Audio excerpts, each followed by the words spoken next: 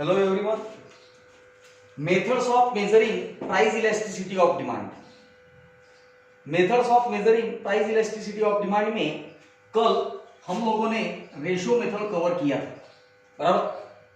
अब आज का जो वीडियो है, इस वीडियो में हम लोगों को रिमेनिंग दो भी मेथड जो दिया हुआ है वो कंप्लीट करना है। First of all let's say will start with total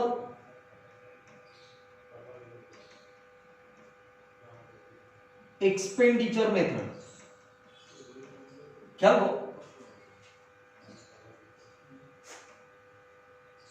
सबसे पहली बात, this method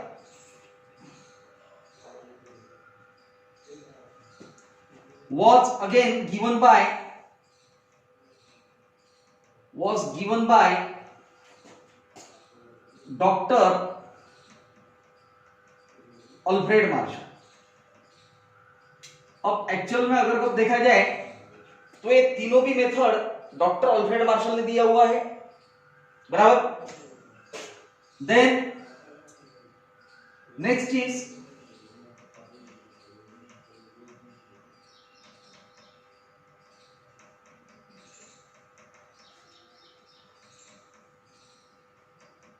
total expenditure method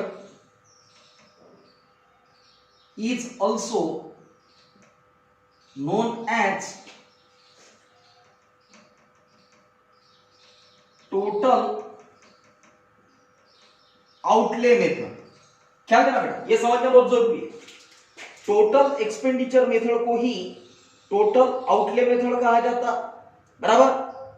in this method total amount of expenditure before and after the price change is compared, बराबर। ख्याल देना, इन this method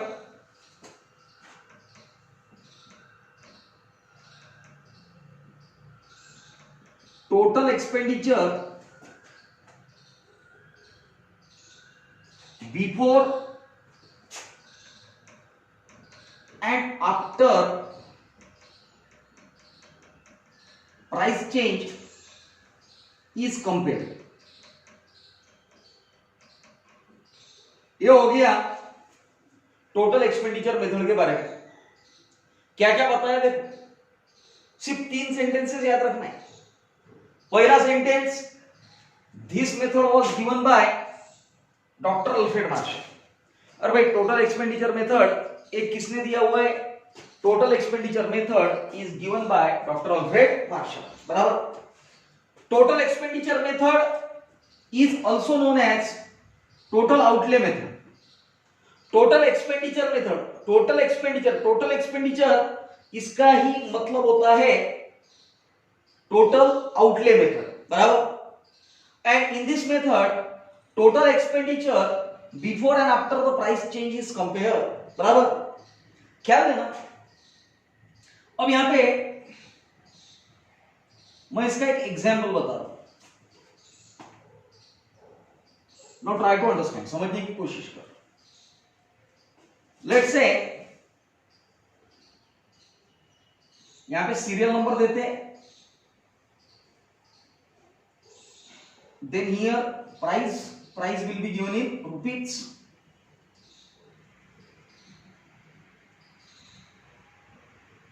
and then quantity demanded will be given in, let's say, units। then next column तैयार होगा,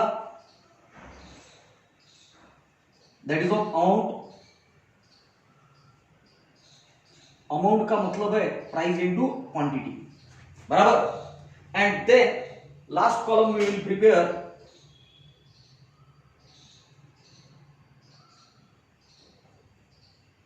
it will be for elasticity of demand। Clear हो गया? अब मेरे और ख्याल दे, अब कहीं ना कहीं हम लोग 3 अलग अलग कॉम्बिनेशन देखते हैं। Combination A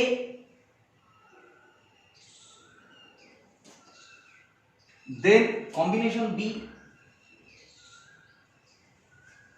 and then combination C. बराबर. Combination A,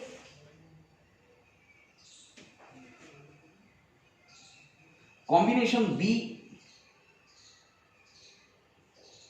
and then combination C. Let's say, अब मैं तेरे को सिंपल तरीका बताता हूं एग्जाम्पल कैसे लिखने का. बस 1 2 3 4 स्टार्ट करना. पहले कॉम्बिनेशन में 1 2, सेकंड में 3 4 एंड देन 5 6.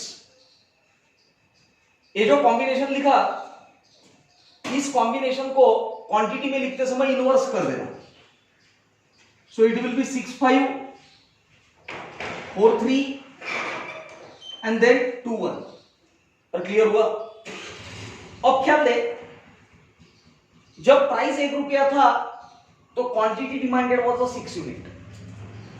जैसे जैसे प्राइस इंक्रीज होते गया, but obvious quantity demanded decrease होते गया. ठीक है, लॉ ऑफ डिमांड अप्लीकेबल हो रहा है. ठीक है, and when price is highest, that is ₹6, the quantity demanded will be lowest, that is 1. अब अमाउंट का कॉलम है. अमाउंट के कॉलम में याद रख, 1 multiply by 6 6, 2 multiply by 5 10, 3 multiply by 4 12, 4 multiply by 3 again 12, 5 multiply by 2 10, and 6 multiply by 1, that will be 6. Now ये जो serial number B है, जहां पे 12 and 12 है, but obvious if you divide 12 by 12, answer of elasticity will be 1. ठीक है. Now if let's say 10 got divided by 6, definitely this will be greater than 1, and if 6 got divided by 10, that will be EP less than 1. Clear हुआ? समझ में आया बेटा? So this is what called as a total expenditure method. क्या क्या देखा बेटा total expenditure method में? तो पहली बात, this method was given by doctor Alfred Marshall. अरे ये मेथड किसने दिया हुआ है? Doctor Alfred Marshall. बराबर. Then second thing, total expenditure method is also known as total outlay method. Total expenditure method को ही टोटल आउटले मेथड कहा गया. And in this method total expenditure before and after the price change is compare. बराबर. Before and after the price change is compared. चलो ख्याल रखें. Now ये table कैसे प्रिपेयर करना? तो पहला कॉलम बनाया सीरियल नंबर, 3 अलग अलग कॉम्बिनेशन लिए, combination A, combination B and combination C. Price, हर कॉम्बिनेशन में 2 प्राइस आएंगे. जैसे ए में 1 and 2, बी में 3 and 4, सी में 5 and 6. क्वांटिटी डिमांडेड इनवर्स चलो 5 6 4 3 एंड देन 2 1. बाद में अमाउंट प्रिपेयर कर लो. अमाउंट प्रिपेयर करते समय price into quantity and ultimately 1 into 6 6, 2 into 5 10, 3 into 4 12, 4 into 3 12, 5 into 2 10, 6 into 1 6. बराबर. And then elasticity of demand. So here EP will be greater than 1, then EP equal to 1, and then EP is less than 1. Clear? Now third method start करेंगे.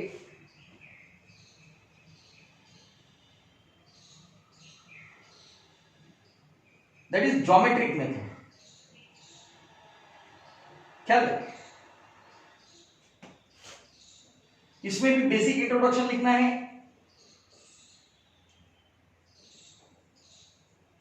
This method was given by Dr. Alfred Marshall. Again, same person, Dr. Alfred Marshall. Geometric method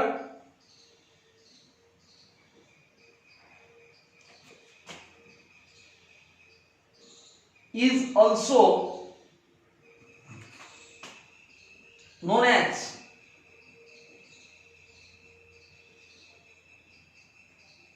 point method or point elasticity method, बराबर। Then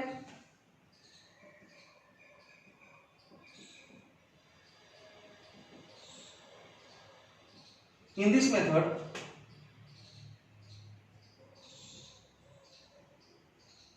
following formula is used to calculate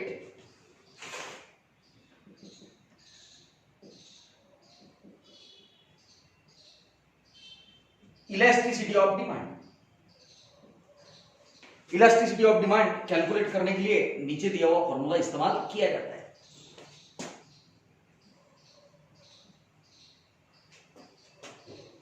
EP is equal two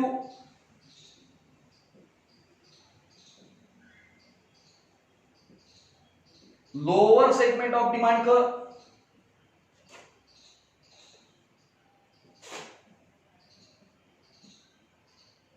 divided by upper segment of demand curve. Clear? देखो बेटा, this is all about the basic introduction, बराबर। क्या क्या था basic introduction में? This method was given by doctor Alfred Marshall. अरे भाई, geometric method जो है ये किसने दिया हुआ? Doctor Alfred Marshall. Geometric method is also known as, एक तो पॉइंट मेथड या इसको नाम आता पॉइंट इलास्टिसिटी मेथड, बराबर। और इस मेथड में फॉर्मूला इस्तेमाल किया जाता, that formula is lower segment of demand curve divided by upper segment of demand curve. Now try to understand, यहां पे दो प्रकार के डिमांड कर्व आ सकते हैं।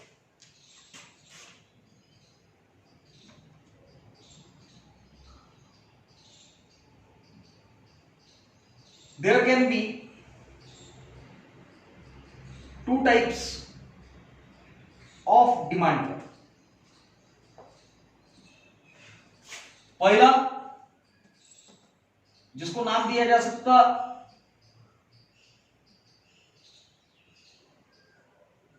Linear demand curve,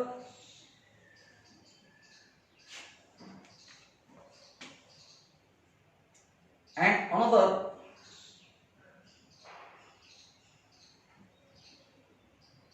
that is non-linear demand curve। ठीक है?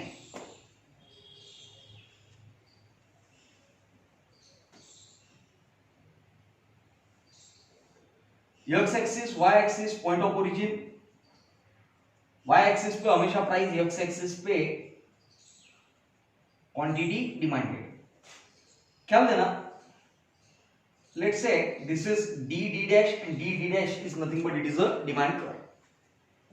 अब कहीं ना कहीं अपने लिए बेसिक क्वेश्चन है, इंपॉर्टेंट क्वेश्चन है कि भाई इसका जो सेंट्रल पॉइंट रहेगा, यहां पे हमेशा इलास्टिसिटी आएगा, बोलो। जो y एक्सिस वाला पॉइंट रहेगा वहां पे इलास्टिसिटी रहेगा इंफिनिटी, और जहां पे एक्स एक्सिस वाला पॉइंट है वहां पे इलास्टिसिटी आएगा 0। ठीक है?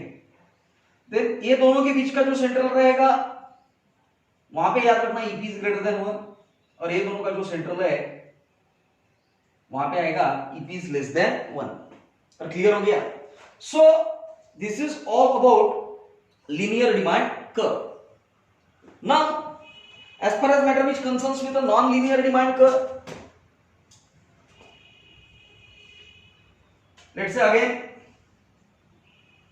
x axis, y axis, point of origin, y axis पे price,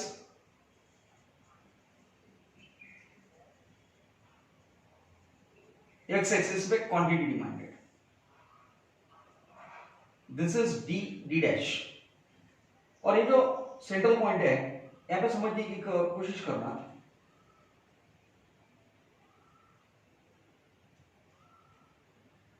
this will be external, या जिसको हम लोग कहते हैं नॉन लीनियर डिमांड कर्व, बराबर। ये नॉन लीनियर डिमांड कर्व रहेगा outsider, that is D dash, इसको नाम दे देंगे ई, बराबर। ये दो प्रकार की डायग्राम इसमें आ सकती है। नाउ ट्राई टू अंडरस्टैंड, समझने की कोशिश करना, कहीं ना कहीं एग्जाम पॉइंट ऑफ व्यू अगर तू बात करता है तो ये बहुत इंपॉर्टेंट टॉपिक है। एग्जामिनेशन में ऑन एन एवरेज इस टॉपिक के ऊपर क्वेश्चन आएगा।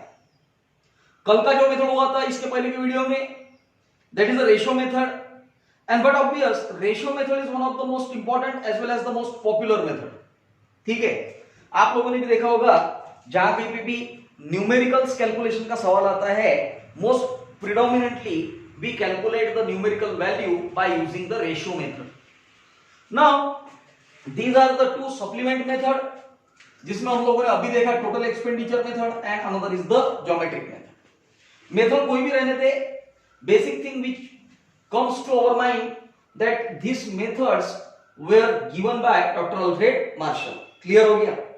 And with completion of this method, I can say that we have concluded with chapter number 3B. Is that clear? Done. Thank you.